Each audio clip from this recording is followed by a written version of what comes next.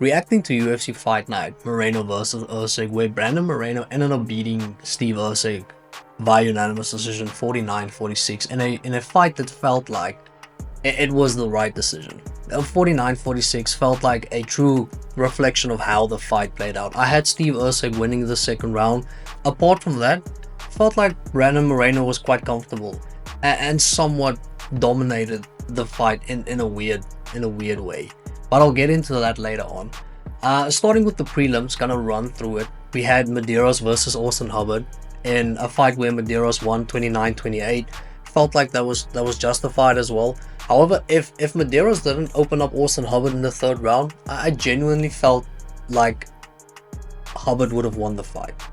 That it would be 29-28 for Austin Hubbard. But with Medeiros doing what he did in the third round, opening up Austin Hubbard, obviously visuals of him bleeding from the side of his head, felt like it was the right decision.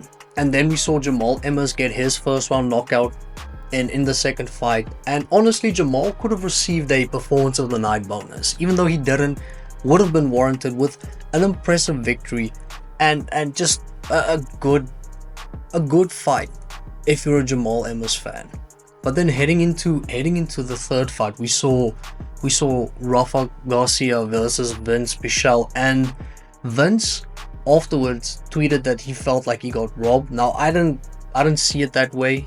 I had Rafa winning rounds 1 and 3. And with that being said, I don't have a dog in the fight with regards to prelims. I don't predict prelim fights. I don't bet on it. So genuinely just being objective with what I see. Now obviously sometimes I would favor a fighter over another one. However, most of the time this isn't the case. Well, I just watch it and I hope the best fighter on the night wins. And I had Rafa definitely winning round 1 and 3. However, 30-27 is absurd. There is no sane person in this world that thought Rafa Garcia won the second round, apart from the judges. If you did, you need therapy. You need to go to therapy. There is no way that Rafa Garcia won the second round. Vince might say that he was robbed by a 30-27 when in reality I felt like it was a definite 29-28. Vince Pichel won the second round. It should have been unanimously. However, the judges didn't see it, and when I saw this decision I thought, yeah, here we go again. We just saw something shocking happening in the O2 card in London, and I thought we were heading towards that potentially again. Then we had Lupi Godinez versus Julia Polatri, and it was a good fight, especially the third round where Julia just constantly moved forward, and it looked like Lupi was in danger, and she was, but then she weathered the storm, went on to win via unanimous decision 29-28. And then I felt a little bit more relieved. And then heading into the next fight where we saw Christian Rodriguez versus Melquizael Costa, and once again felt like Costa did win that fight. And the problem with Christian Rodriguez is he isn't a volume fighter. I don't want to even say volume striker or anything he does. It's not with volume. He's way more technical, and he basically relies on big moments to win a fight. Where we saw it in the Raul Rosas fight, he was dominant, but he had big moments. That's why he was warranted the decision victory. And against Melquizael, it didn't feel the same way. Where Costa had the better of the exchanges, especially within the second and the third round. I felt like Costa won that fight, and I was fine with the decision. But I saw people reacting to it and saying that Rodriguez was robbed. I don't think a lot of UFC fans know what the meaning of robbed is. Robbed would be if you win 3 rounds and you lose 29-28. That would be robbed.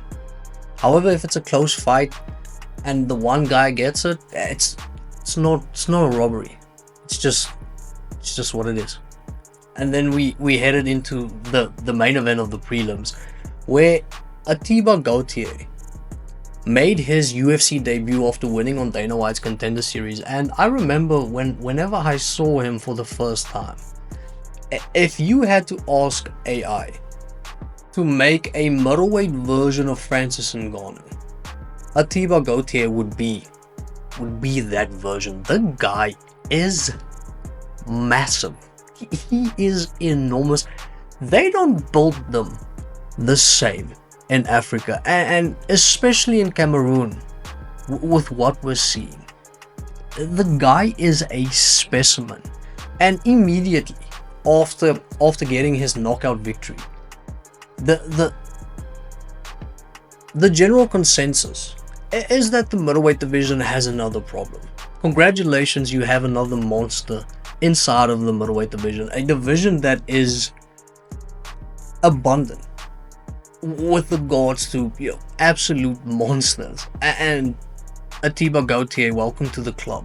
The guy is a freak, and the general consensus is already, if he's able to have good grappling and wrestling defense, he's gonna be a problem. And I don't disagree.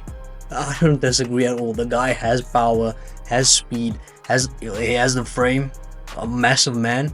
It's gonna be interesting. Really interested to see who the UFC is gonna schedule next for Atiba Gauthier going into his next fight within the UFC, and we'll definitely be viewing every fight of this individual with a lot of detail and attention. So Atiba Gauthier, great victory. He got a performance of the night bonus. So that was the prelims. I felt like the prelims was good, but I saw a lot of people that, especially within comments, now obviously a lot of it can be rage bait, but a lot of people said that they didn't feel like this was a good card. Now my question is to you, the viewer, what do you feel like contributes to a good card? Do you think first round knockouts are better than three round fights? Would you rather prefer seeing first round knockouts, or do you want to see fights go to the judges constantly? Do you feel like every fight has to have an aspect of every single martial art to be a good fight? Can a 100% stand-up fight be entertaining, or does it need, or wrestling or grappling or clinching, doesn't need all of that, doesn't need jiu-jitsu to be able to be accredited with being a good fight?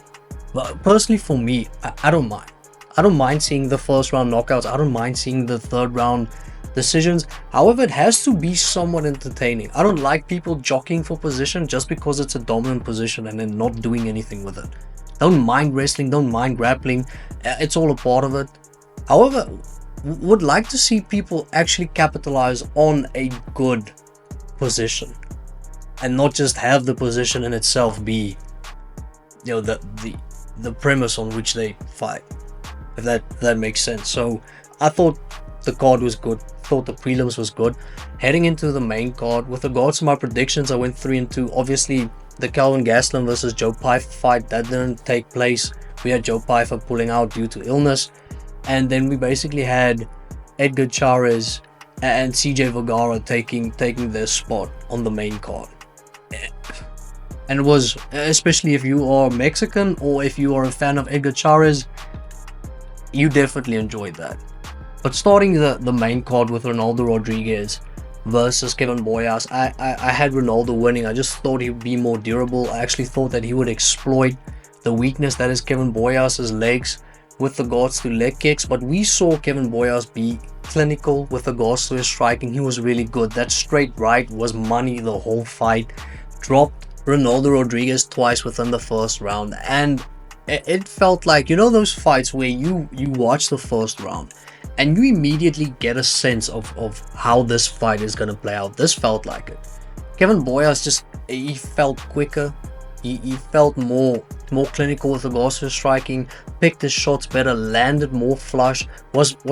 He was much more of a threat to Ronaldo Rodriguez, and it felt like, seeing the first round, I knew where this was going. And then obviously Kevin Boyers won by unanimous decision. Heading into the second fight, we had David Martinez versus Simon Oliveira. Martinez making his debut inside of the UFC, and then I predicted him winning via knockout, and he did. A really impressive performance for David Martinez. He looked very mature within the octagon, was really composed, circled good, which he is renowned for doing, and he has really quick kicks, and just basically exploited Simon Oliveira's weakness, where he doesn't cover up as good, tends to wear himself out, and we saw David Martinez get the knockout victory. And then, if ever there was a losing performance of the night, it would have been Vince Morales.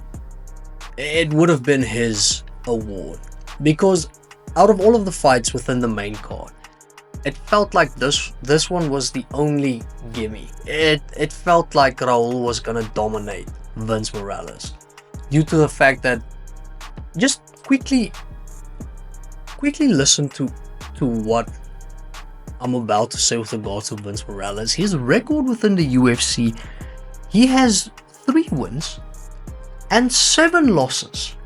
And Raul Rosas Jr. is obviously this young and upcoming Mexican buzzsaw with a lot of hype behind him, who has good wrestling. He has improved with regards to his striking. So it just felt like Vince Morales was being fed to the wolves. Yeah, he was the lamb getting led to the slaughter. And honestly, Vince was insane. His scrambling defense with regards to grappling, the way that he had Raul Rosas in the Anaconda in the 3rd round, it looked extremely tight. Looked like Raul was gonna tap, start with the Peruvian necktie, but then obviously transition to an Anaconda. Honestly, Vince Morales was really good. And with regards to, as I previously mentioned, his wrestling defense, his scrambling defense, everything, he just didn't make it possible for Raul Rosas to actually get a dominant position and capitalize on that position. He was never in any real danger whenever they wrestled. Vince Morales was really good, and I was genuinely impressed with Vince in his fight. But I predicted that Raul would win. I said 1st round knockout. That is how sure I was of how this would play out. And then obviously I was wrong. And honestly, I was glad that I was wrong, because this just goes to show that it doesn't matter how the odds are stacked against someone inside of the UFC, anything could happen. Literally anything. You could dominate an entire fight and get caught with one looping overhand right, and then it's over. And yeah, this is what makes the UFC insane. Then we moved on to the next fight, the fight that replaced Kelvin Gastelum versus Joe Pyfer. We saw Edgar Chairez versus CJ Vergara, and Chairez getting the 1st round sub win over CJ Vergara after knocking him down, got onto his back, and then just basically sinked in a rear naked choke. It was insane, especially afterwards. Post-fight interview, spoke about his grandfather, who basically sold. I didn't really get the full version of it due to the translation. However, it felt like what I heard was he sold his company to pay for Edgar's surgery, and just a beautiful story. And then his grandfather passed away. Edgar speaking about how his grandfather was there the previous year, and then obviously he passed away. It's just insane. That's the reason why we love sport. And yeah, it was a really impressive performance by Edgar Chairez. It's going to be interesting to see who he fights next. We saw in the co-main event, we saw Manuel Torres versus Drew Dober. Had Drew winning this fight, and then yeah, I didn't think it would go this way. We saw Drew Dober get knocked out within somewhat of the 1st minute of the 1st round, and Manuel Torres is a danger, being a somewhat tall figure for the division, having the power that he has. He has won all of his fights in the 1st round. So safe to say, just try and survive the first round if you fight Manuel Torres, or knock him out the way Ignacio Bahamondes did. But if you don't have the knockout power, now obviously Drew has, but he just got caught. It happens. But if you fight Manuel Torres, first objective, survive the first round, and then you just take it from there. And then into the main event, Brandon Moreno, Steve Erceg.